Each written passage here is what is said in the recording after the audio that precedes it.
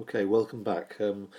This is podcast 8 of the 10 podcasts that tell the story of the final 30 days leading to Hitler's appointment as Chancellor on the 30th of January 1933.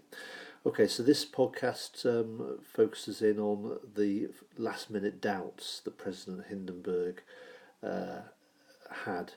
We're really now at the end game, in a sense. Von Papen, through the various schemes that we've looked at in the previous podcasts, these schemes primarily they started with the Schroeder meeting on the 4th of January, and then there were further meetings at Ribbentrop's house in Dahlem on the 10th and the 18th and the 22nd of January, all engineered by von Papen. He was present at all of these meetings, effectively bringing Hitler together with the leading conservatives. Lot of it negotiating about the makeup of Hitler's cabinet. Hitler has apparently long last compromised. He is prepared to be a coalition chancellor as long as he has three key positions for the Nazi Party. And perhaps surprisingly, but Hitler has conceded that the other 8 positions in the cabinet can be filled with non-Nazis. And of course, from von Papen's point of view, and from the point of view of the son Oscar, this is all convincing ammunition to use with President Hindenburg to say that this Austrian corporal will actually not be ruling Germany. Okay, that the real power will lie with the conservatives who have boxed Hitler in, and but Hitler will be giving to the cabinet what they cannot popular support. The Nazis having 33% of the seats in the Reichstag. There's the usual mind map. Hopefully by now you've been adding lots and lots of information to it.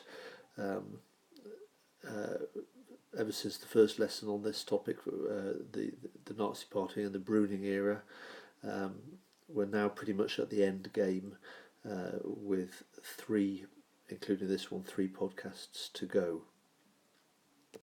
Okay, so the last minute doubts, let's just sort of pull together the key points on this. Okay, remember that Hindenburg is an 80-year-old man. He has always been opposed to making Hitler the Chancellor of Germany.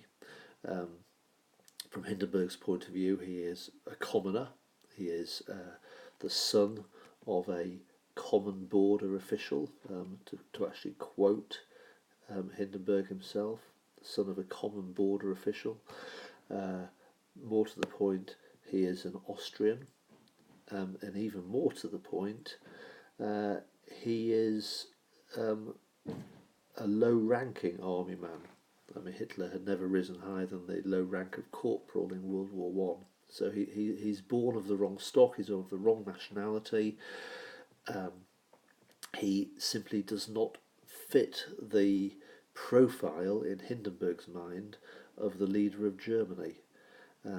But more to the point, as Chancellor, ultimately that will give Hitler control over foreign policy and defence. In other words, he will control the great German Reichswehr, the German army, the army that effectively created Germany. So no matter how convincing von Papen can be in his arguments that Hitler should be made Chancellor because he is the leader of the most popular party in Germany, etc., etc., Hindenburg still has got that prejudice, we can call it that, against Hitler, for good reason. Okay, he is a man of principle. Hitler has made very clear that he despises the Republic and that he wants to dismantle the Constitution, albeit legally, from the inside out, rather than from the outside in, as he attempted to do in 1923. So it probably is of no surprise that at this last minute, on the 27th of January 1933, suddenly what Hitler most feared, Hindenburg, began to waver again.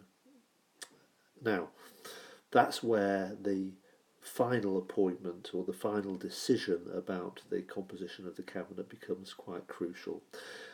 This man here, bottom right hand corner, General von Blomberg. In the final negotiations, it was agreed that General von Blomberg would be the Minister of Defence in Hitler's cabinet.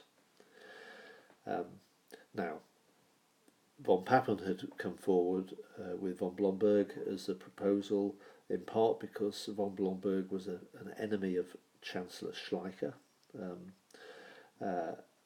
but also because Blomberg was a very solid junker. He had all the right credentials. He was a commander of the army district for East Prussia.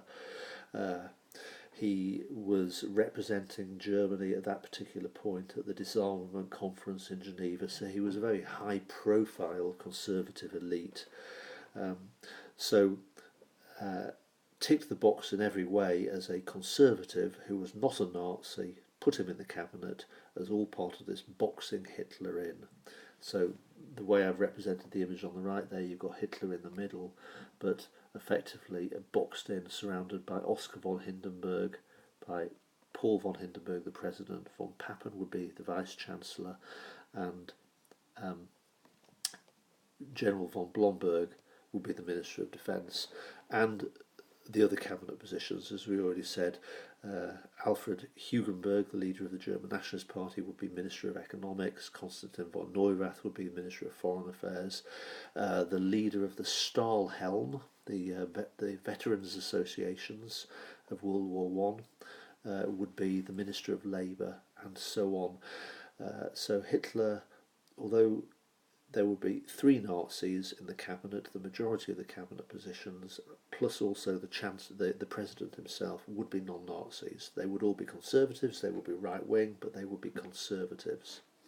So all of that information together, put it all together, really helped dispel Hindenburg's doubts. But the absolute key factor was General von Blomberg. What Hindenburg, though, didn't know was that General von Blomberg was actually a strong Nazi sympathiser. Okay, and we will develop that story more once we've got Hitler into the Chancellorship. But effectively, he was a very, very strong sympathiser of the Nazi Party. Hitler knew that, so even though there would have been voices speaking out, you can't make a non-Nazi the Minister of Defence, to Hitler himself fully realised that Blomberg would be very, very sympathetic, and so Blomberg would be a good candidate for his first Minister of Defence. Okay, so that's the last minute doubts. Okay, 2 more podcasts to go in the end game, so to speak. Thank you.